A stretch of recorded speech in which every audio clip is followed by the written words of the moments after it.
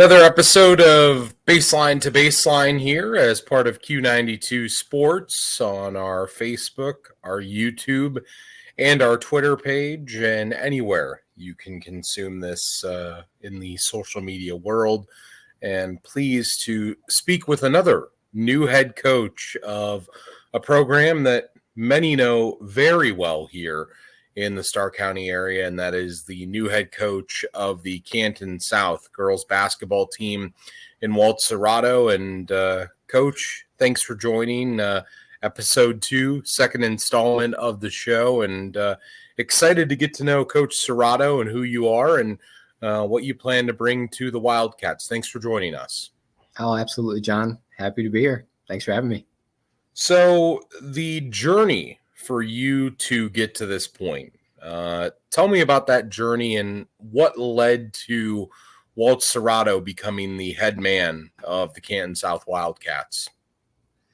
Yeah, I think probably just like any coach, it's not always a direct path, and there's plenty of road bumps and hurdles and things you get past, and those sliding doors moments. Went to start my undergrad.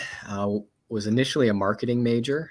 Made the switch to education when I started coaching. I was a sophomore in college. Started coaching 7th grade boys basketball at Tuslaw, and I just miss being around the game so much. I miss being around it. I didn't have that opportunity to play in college. I mean, I'll be honest, I'm probably not the only adult that can say this. I didn't take high school sports as serious as I wish I should have, looking back on it now. But I miss the competition. I miss being around the game. So started coaching 7th grade when I was still in college, doing my undergrad. I did that for a couple years, moved up to freshman there at Tuslaw. Still had the bug, going for my education degree, which usually parlays pretty well with coaching. And then from Tuslaw, moved on to Perry, right across Stark County there, and coached on the girls' side there a little bit. So got a little experience there with coaching girls. Did that for a couple years, helped out with the varsity a little bit. Landed my first teaching gig. Landed a pretty, honestly at the time I didn't realize it, how big of an opportunity it was. But I got on the coaching staff at Hathaway Brown, an all-girls private school up on the east side of Cleveland. They had just come off of winning 5 straight state titles, an all-girls private school, a little different than what I was used to growing up here in Stark County. But that really opened my eyes just to that level of basketball and coaching with, legendary Hall of Famer Paul Barlow.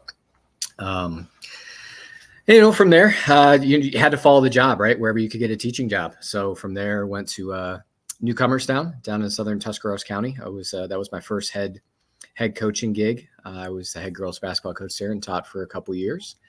And then I joined Adam Hall at Strasburg on the boys side. I was a varsity assistant for 3 years with him. And then he called me up a couple years ago, said he was on his way to Canton South. And I said, yeah, I'm in. So served as his assistant for a couple years. Sat down with him after the season ended.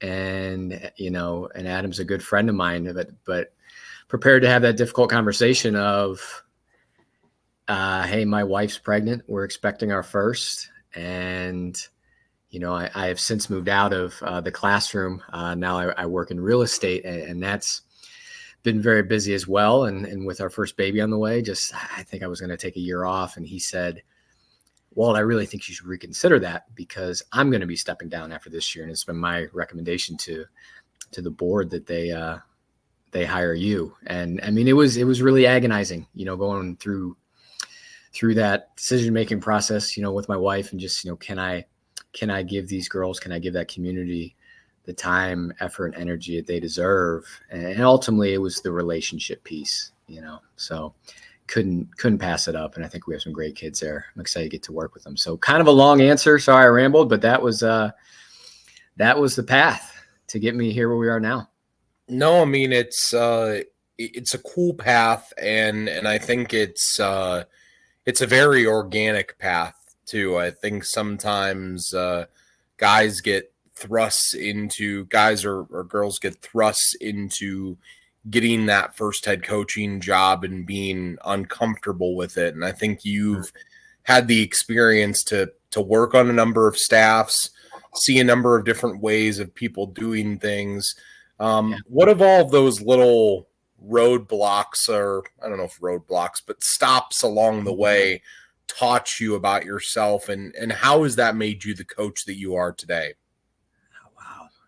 I think part of it goes just kind of the natural progression, I think, of getting older. Your perspective in life changes. Things that are important to you when you're in your 20s, early to mid 20s aren't important to you when you're in your 30s. And now as I'm heading towards, the backside of my 30s, your perspective on life changes. When I was a younger coach, I might as well have been another player that just happened to have a clipboard in my hands. I was very animated on the sidelines. I was jumping up and down. I just, I didn't know what I was doing. I didn't know how to put together a practice plan,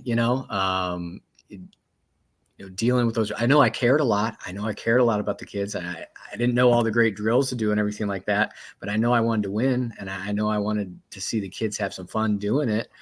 That stays the same. I think that stays the same. And I think I was very eager when I was young to learn as much as I can. I kind of call it sponge mode. I'm still there. There's still so much to learn. That's kind of the beautiful thing about, basketball. And I think just coaching in general is there's so many different ways to have success and get to that end point where you want to be. But, as I kind of get older and you get to privilege enough to be around some great coaches and some great mentors through the years, kind of really like the X's and O's stuff is great. Don't get me wrong. It's awesome to run a new set or run that, that up and coming, that hot offense that everyone wants to run.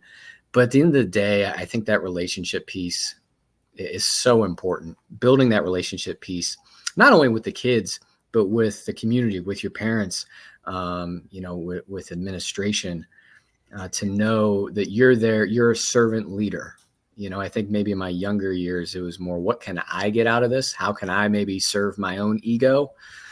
And I think you kind of set that to the side, and that's kind of more my priority now. That I think if you treat people the right way, you show up every single day and work hard and do everything you can, to put your kids in position to be successful, the wins will take care of themselves. Yeah. No, that's really cool to think about it like that. And that's really unique to think about it in that perspective. Cause I do think a lot of, coaches at first kind of, become comfortable with, winning for themselves and not necessarily winning for the kids. Yeah. The experiences you've had so far with the kids, they know you, but they know you as the assistant to Adam. Sure. Now you're taking over, and I'm sure that, I guess I know from having coached a little bit that the assistants are typically the one that when the head man gets on them, kind of pulls them aside and kind of makes things a little bit better. And now you're working into more of that leadership role. Tell me what that's like with the girls and how they have translated to you becoming head coach Cerrato opposed to assistant coach Cerrato. Yeah. The assistant coach gets the luxury of always playing good cop, and that was, that's going to be a challenge for me now. Is, you're going to have some of those difficult conversations that maybe you didn't have to really do a whole lot as an assistant. The head coach had to handle that stuff. It's funny you asked that, because the very first meeting I had with the girls, and I won't say her name because she would be mortified if this got out. But one of the very first meetings I had with the girls, kind of laying out expectations, which really aren't going to be that too much terribly different from what we've done the last 2 years.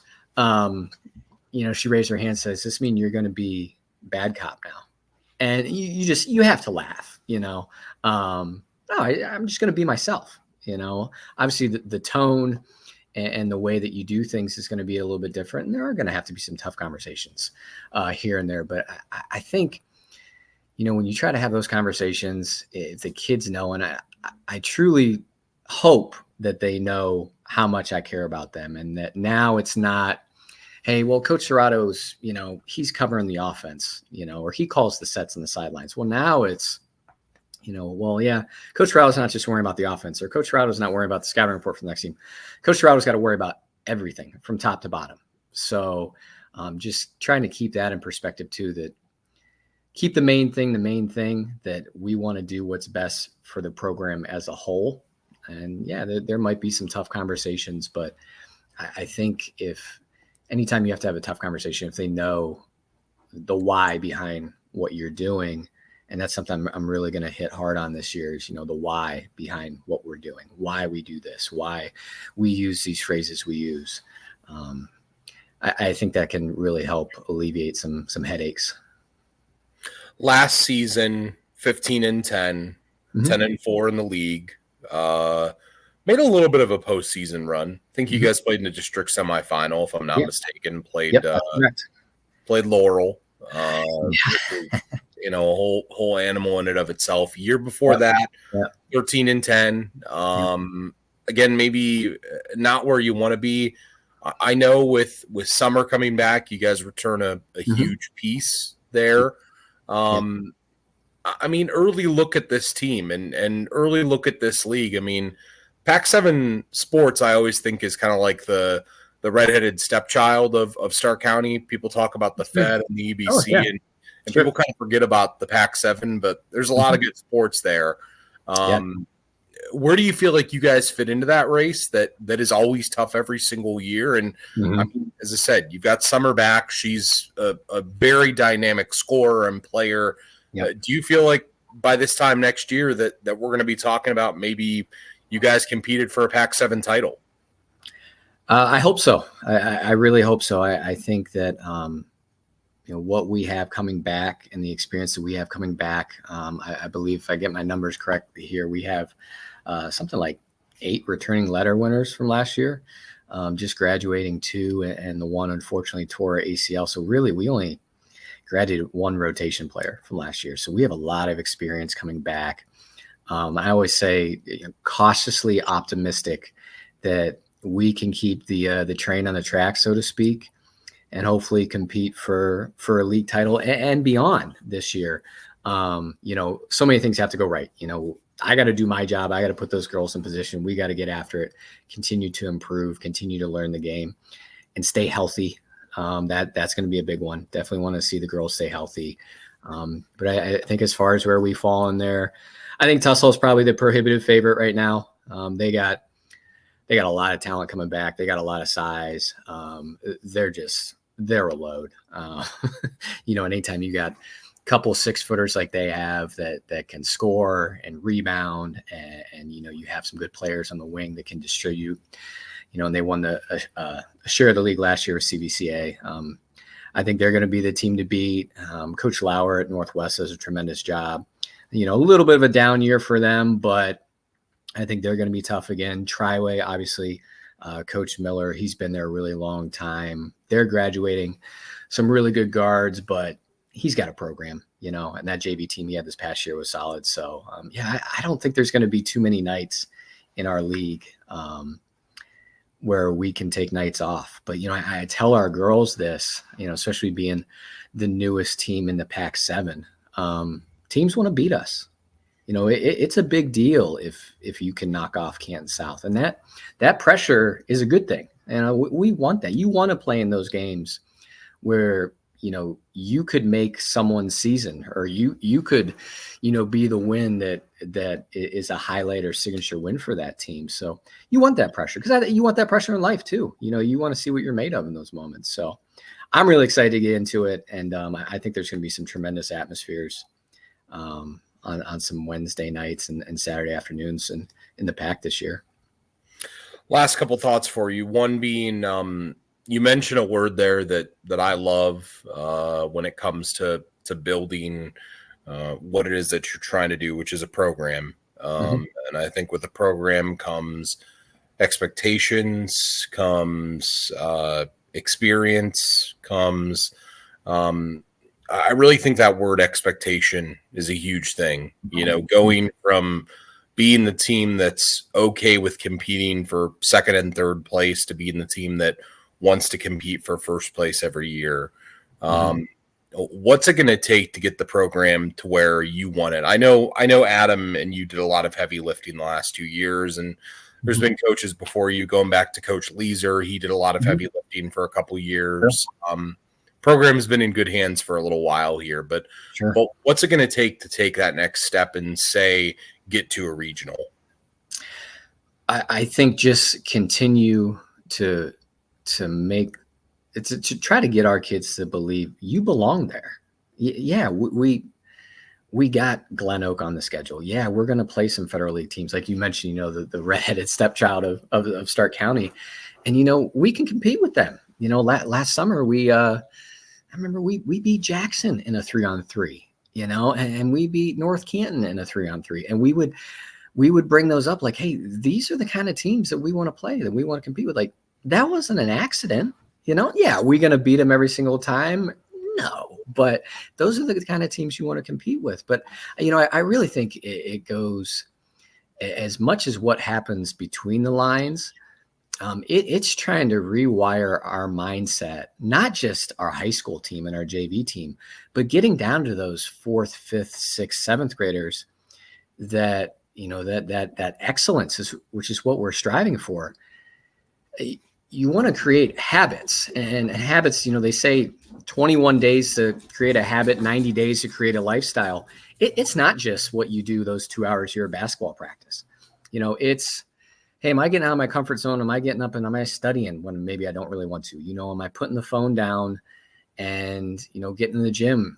Maybe it's not the easiest thing to do. Am I skipping this social event to do this? Am I putting the right things in my body? It's so much more than what you just do between the lines, for those 2-3 hours that you're with us.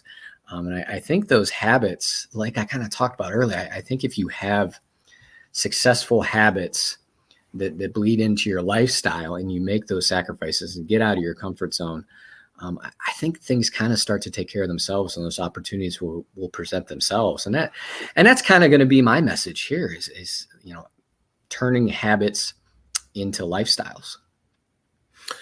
All right, last set of things for you here. I've got some rapid fire questions that I'm going to ask you, and just to get people to know Walt Cerrato a little bit better. Favorite pizza toppings? Oh man, favorite pizza toppings. I'll probably go pepperoni and sausage. Pretty traditional when it comes to that. Yeah. Favorite season? You fall, summer, winter, spring? What do you like the most? Spring, man. There's nothing better when the weather starts to break. Kind of like this. I mean, although today feels like summer, but when that weather starts to break and you can bust out the shorts and get outside, yeah, spring for sure. Vacation. When we get them in Ohio, sometimes we don't really go straight from winter to summer, but spring. Vacation plans? Are you going beach or are you going like camping? What are you doing? Oh man. I love a good beach trip. I love the ocean. But I'm good at the beach for like 3 or 4 hours. I'm more of a mountains guy. And especially if it's mountains that are like by a lake or something, anywhere out west. I don't know if I can't really see, but that's like all the states my wife and I have visited. A lot out west. We're going to Montana is my favorite place to visit.